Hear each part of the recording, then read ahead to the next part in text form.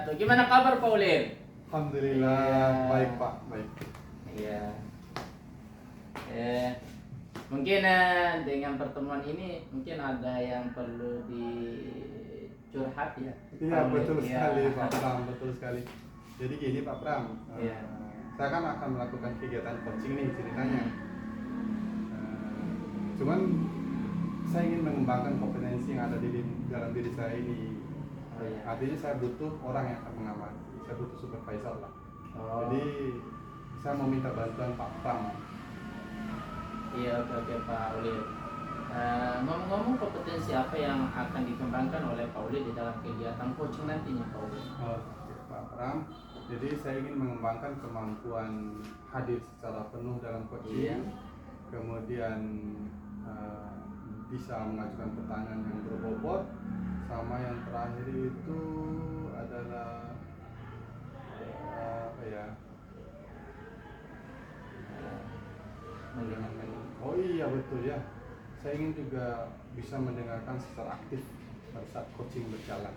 Oh iya, berarti ada 3 kompetensi yang akan dikembangkan oleh Pak Ulil ya di dalam kegiatan coaching nantinya. Iya betul. Namun yang ingin saya perlu tegaskan, mungkin kompetensi apa yang secara spesifik yang ingin dikembangkan oleh Pak Ulil dari 3 kompetensi tadi. Oh iya Pak, jadi berdasarkan pengalaman saya kemarin, saya melihat kok kemampuan saya di memberikan pertanyaan yang berbobot itu nggak bisa lancar gitu. Oh iya. Pada saat praktek coaching sebelumnya. Jadi itu yang akan menjadi fokus saya nanti. Berarti kira-kira di dalam pelaksanaan kegiatan coaching, sebelum kegiatan coaching, menurut Pak Ulil skala, kalau dilihat dari skala 1 sampai 10 itu kira-kira posisi skala Pak Ulil di mana? Oh iya, Kemampuan. kalau dibuat rentang tertentu kayaknya ada di angka 4 Pak. Oh Masih iya. jauh sekali Pak.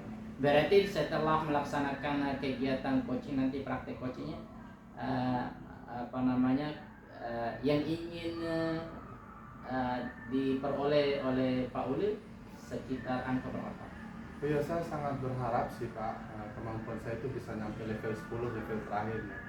Nah, cuma kalau untuk sekarang ini setidaknya saya bisa nyampe angka 8 itu udah luar biasa buat saya. Iya, alhamdulillah.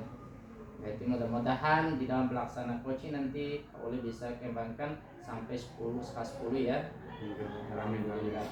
Berarti nanti pada saat pelaksanaan coaching nanti saya mohon izin kepada Pak Ulil pada saat pelaksanaannya saya bisa berada di tengah-tengah Pak Ulil dalam kegiatan coaching nanti. Oh iya, dengan senang hati Pak, itu memang keperluan saya. Iya, Dan terima kasih Pak banyak Pak Ulil. Iya, Iya. sama-sama. Terima kasih banyak juga Pak. Iya, Terima kasih banyak untuk waktunya juga. sama-sama. Oke. Mudah-mudahan kita ketemu dalam kegiatan coaching nanti. Harus Pak, harus. Saya sangat butuh itu. Ya, siap. Saya mau izin dulu Pak. Ya. Siap, ya. Assalamualaikum. Waalaikumsalam warahmatullahi wabarakatuh. Assalamualaikum Pak Ulil. Waalaikumsalam warahmatullahi wabarakatuh. Bu Eni. Bagaimana kabarnya hari ini Pak Ulil? Alhamdulillah baik sekali. Gimana kabarnya Bu Eni? Alhamdulillah. Alhamdulillah. Saya sangat senang dengan kabarnya Bu Eni, baik sekali. Terima kasih. Oh, iya Bu Eni, ini apa yang mau diobrolkan kita hari ini? Iya Pak Ulil. Saya ingin saya merasa cemas ya Pak Ulil terkait dengan permasalahan saya di sekolah. Sempat sih kemarin saya curhat sedikit sama Pak Fasil terkait apa yang saya rasakan ini. Perbedaan yang luar biasa, yang dimana kan saya kan sekolah guru baru. Iya betul. Perbedaan yang luar biasa sekali yang saya dapatkan, sampai-sampai saya berpikir saya bisa tidak berada di posisi ini, bisa tidak saya melalui itu kekhawatiran saya. Oke. Jadi apa nih yang diharapkan Bu Eni dari hasil percakapan kita nantinya? Yang saya harapkan yaitu saya mendapatkan solusi Dari atau ide dari masalah yang saya hadapi. Oke, kalau boleh lebih rinci nih Bu Eni ya. Kalau nggak salah kan Ibu Eni cemas nih. guru baru kan? Iya. Ini lebih spesifiknya nih yang buat Bu Eni cemas itu apa sih? Iya, baik.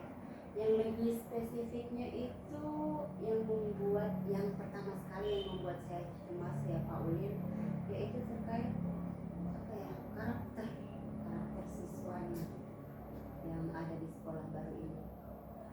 Karena kok berbeda sekali ya di sekolah yang baru, kemudian di sekolah yang lama, yang dari karakter, dari sikapnya lebih ke ini sih, yang karakter siswa-siswanya itu yang menjadi permasalahan saya, baik dalam proses pembelajaran maupun di luar pembelajaran. Kalau boleh tahu tuh yang seperti apa tuh karakter-karakter yang muncul yang tidak sesuai dengan harapannya Bu Eni? Oke, contohnya seperti pada saat proses pembelajaran ya, ini masalah karakternya dulu.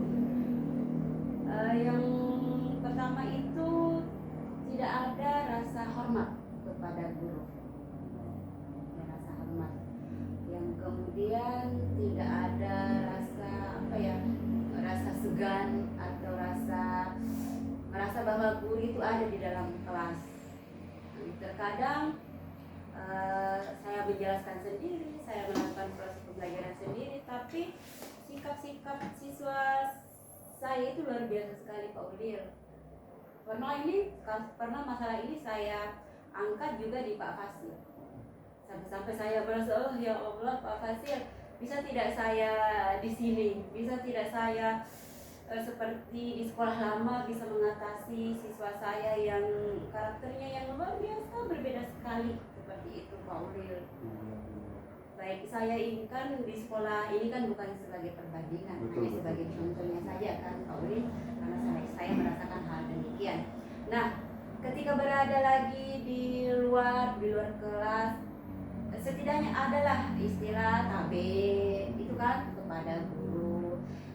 Di sini tidak nampak sama sekali, dan kemudian saling apa ya, pada saat bertemu saling sapa atau saling ini kan saling pada guru itu tidak ada yang terlihat sama sekali. Dari uraian Ibu Eni ini saya menangkap beberapa hal nih berhubungan dengan karakter yang Ibu Eni amati ya. Di antaranya rasa hormat, rasa segan, empatinya terhadap guru, kok malah tidak dianggap ada gitu ya. Dari yang Ibu Eni amati, tentu kan Ibu Eni amati selama berada di sekolah baru ini, apa kira-kira yang membuat anak-anak itu bisa seperti itu di sana? Baik, yang saya amati, kenapa anak-anak bisa seperti itu ya Pak Ulin? Mungkin yang pertama itu dari kebiasaan. Dari kebiasaan. Kemudian tidak ada tindakan yang lebih apa ya, yang lebih terarah dari guru-guru kepada siswa yang melakukan hal-hal yang demikian. Istilahnya ya dibiarkan sajalah seperti itu. Karena kenapa kan saya kan mengajar di sekolah yang dimana contohnya seperti ini, contohnya seperti ini. Nah, kok Pak, contohnya seperti ini kan, Pak kok ini bisa dikasih peringkat ya, padahal ya Allah luar biasa sekali kan sikapnya, seperti itu kan. Betul. Iya. Dan kemudian saya melihat di murid ini tidak terlalu ini kan untuk meraih peringkat itu, ya, sudah memikirkan hal tersebut. Nah kemudian yang membuat saya merasa apa ya, spontan terkejut istilahnya Pak Uli, ternyata jawaban dari guru-guru saya itu menyatakan bahwa biarkan saja, nanti orang tuanya bawa parang, nanti orang tuanya protes ini itu, ya kan? Karena posisinya siswa ini sudah kemungkinan sudah meraih peringkat dari kelas 1, kemudian kelas 2, 3, 4, 5 seterusnya dikasih peringkat yang menurut saya itu tidak bisa didapatkan oleh siswa itu ya. Harusnya ya. Harusnya karena dari faktor itu. Oke. Ini kalau nggak salah nih ya, dari uraian Ibu Eni itu secara umum ini dilihatnya adalah kebiasaan. Jadi menurut Ibu Eni harusnya ini ya idealnya keadaan itu supaya karakter ini muncul yang bagus itu idealnya harusnya seperti apa nih? Rasa hormatnya, rasa setikanya, rasa empatinya. Baik, idealnya harus yang seperti apa itu? Idealnya itu apa? Murid itu harus bisa meningkatkan karakternya itu baik dari saling menghormati guru, kemudian berubah kebiasaan-kebiasaannya itu yang sudah saya jelaskan tadi, dan kemudian bagaimana siswa itu bisa bersikap empati. Oke. Jadinya menurut pandangan Bu Eni, langkah pertama kira-kira yang harus dirubah ini apa? Menurut pandangan saya, langkah pertama yang harus diubah itu dari kebiasaan muridnya itu yang tidak ada rasa hormatnya, kemudian bisa hormat, bisa menghargai, istilahnya karakter seperti saling, oke, itu budaya positif, itu saling harus dibiasakan mengucapkan salam. Berarti misalnya kebiasaan kalau kita kaitkan dengan rasa hormat, jadi nanti tindakan ibu ini apa? Misalnya kebiasaan apa yang mau dimunculkan untuk memunculkan rasa hormat? Baik, yang mungkin tindakan saya itu yang karena sebelumnya saya melihat Pak Ulil beberapa dari kelas itu belum menerapkan terkait dengan keyakinan kelas. Ya. Mungkin tindakan saya itu harus membuat keyakinan kelas terkait bagaimana agar siswa itu bisa menanamkan nilai-nilai atau nilai-nilai yang ada pada diri siswa itu tidak dipaksakan lagi, akan tetapi akan muncul karena adanya keyakinan kelas itu sendiri. Lalu kalau dikaitkan dengan kebiasaan setelah nilai itu disepakati apa? Baik, kalau untuk dikaitkan dengan kebiasaan, yang pertama yang terlebih dahulu itu pasti kita sebagai guru akan memberikan contoh yang baik dulu ya kepada murid-muridnya. Contoh kecilnya kayaknya saya sudah melakukan itu di Pak Ulil. Pada saya itu menjemput siswa di gerbang kan, karena sebelumnya saya tidak melihat adanya itu, maka saya berinisiatif untuk menunggu siswa di gerbang, kemudian mereka itu saling seperti itu. Saling itu mungkin yang akan saya lakukan terkait dengan mengaitkan kebiasaan tadi itu kan. Iya. Itu untuk rasa hormat ya. Untuk rasa hormatnya, bukan saja kepada gurunya sih, tapi juga kepada teman-temannya yang. Jadi kan ada, ini kan karakter nih, kan nanti kan berarti kebiasaan dia. Menjadi kebiasaan. Kemudian kan ada rasa hormat, rasa segan dari karakter yang sudah dilihat tadi yang belum cocok. Kira-kira ini mana yang mau dilakukan duluan kebiasaan? Baik, insya Allah yang akan saya lakukan dulu yaitu yang bagaimana merubah kebiasaan siswa. Yang pertama itu di dalam kelas dulu. Di dalam kelas. Pada saat proses pembelajaran itu bagaimana karakter mereka itu bisa berubah dalam hal ketika saya menjelaskan mereka itu mendengarkan hormat. Oke, ketika saya mengajar itu tidak ada teriakan atau suara-suara sumbang kan yang mereka lakukan aktivitas yang mengganggu proses pembelajaran seperti itu. Bagaimana cara Ibu Eni melakukan itu? Baik. Ketika siswanya yang pertama yang akan saya lakukan untuk merubah kebiasaan siswa itu terkait dengan karakternya itu seperti yang sudah saya katakan tadi itu, kita kan sudah membuat keyakinan kelas nantinya. Di situ keyakinan kelasnya itu terdapat beberapa nilai-nilai. Nah, kemudian nilainya itu ada saling menghormati. Bisa saling menghormati itu hormat kepada guru atau hormat kepada teman, kemudian saling membantu. Itu akan saya pada diri siswa. Mungkin seperti itu. Oke. Kapan nih mau mulai dilaksanakannya? Insya Allah minggu ini Pak Ulil saya akan Minggu ini ya? melaksanakan. Luar biasa. Jadi Bu Eni, saya kira percakapan kita hari ini sudah sampai pada tujuan dari percakapan kita hari ini. Jadi apa nih yang sudah Ibu Eni dapatkan dari hasil diskusi kita? Ternyata saya sudah dari percakapan ini saya sudah mendapatkan solusi ya Pak Ulil, dan kemudian ide terkait dengan permasalahan saya. Di Di antaranya tadi di mana saya akan yang pertama menerapkan keyakinan kelas, kemudian saya akan menjadi teladan dulu untuk siswa-siswa saya terkait dengan kebiasaan-kebiasaan siswa saya yang yang tidak terlihat, yang jarang untuk melakukan kebiasaan yang baik, budaya positif yang baik, seperti posisinya tadi itu saling menghormati tabe atau saling itu loyal. Oke, luar biasa sekali Bu Eni. Ini kan saya lihat nih kan di dalam kelas, terus ruang lingkup itu kan masih di anak-anak ya. Ada nggak nanti harapannya atau rencana tidak lanjutnya nanti untuk guru-guru yang lain? Baik, insya Allah rencana untuk rekan sejabat ada Pak Ulil, yaitu bagaimana saya akan mendiskusikan terkait dengan penerapan budaya positif yang ada di sekolah. Jadi seperti itu Pak Ulil. Saya sangat senang sekali mendengarnya Ibu Eni, dan saya juga sangat bahagia nih melihat Ibu Eni bisa menemukan solusi atas permasalahannya.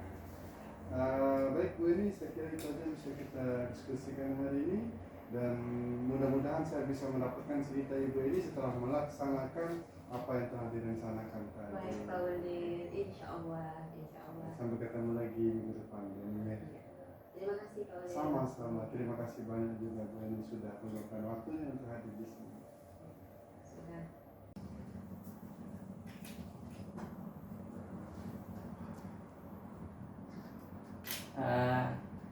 Gimana rasanya Pak Ulil terkait tentang kegiatan coaching tadi? Alhamdulillah, saya sangat senang sekali perasaannya tadi Pak Pram. Apalagi saya lihat Pak Pram dia bisa hadir untuk mengobservasi kami. Oke, alhamdulillah juga.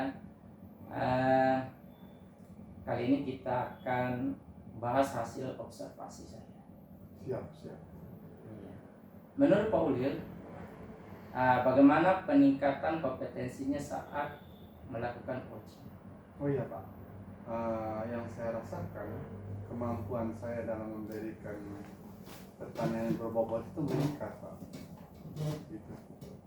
Berarti apa yang membuat Pak Ulil merasa bahwa kemampuannya meningkat? Yang membuat saya merasa meningkat itu karena pada saat coaching itu pertanyaan-pertanyaan itu keluar dengan sangat lancar Pak di saya. Kemudian pertanyaan itu selalu mudah munculnya ketika saya mendengarkan apa yang disampaikan oleh coaching. Alhamdulillah.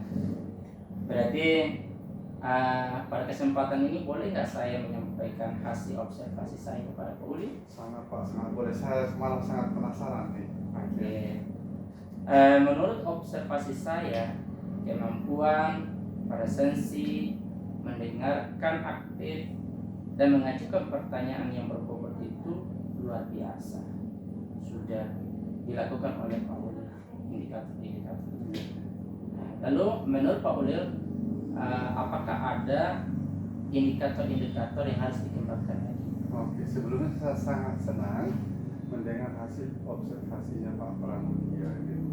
Ternyata ada peningkatan lah gitu. Saya kira ada Pak.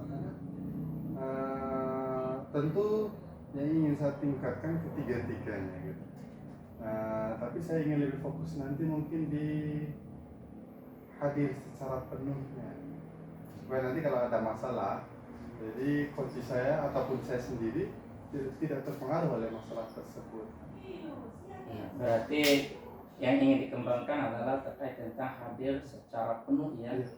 Ya, mudah-mudahan Pak Ulil bisa kembangkan lagi.